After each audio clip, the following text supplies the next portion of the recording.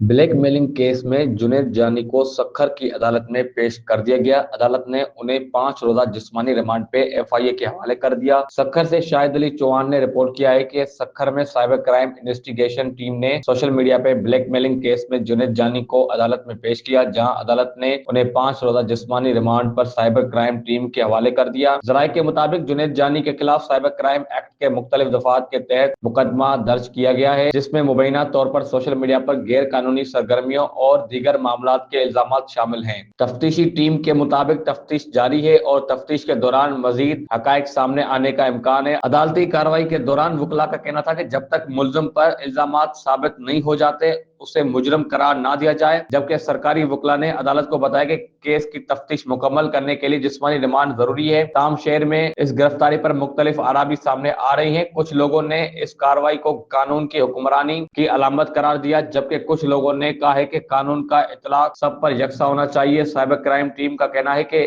तहकीकात मुकम्मल होने के बाद मजीद तफसीलात मीडिया से शेयर की जाएंगी।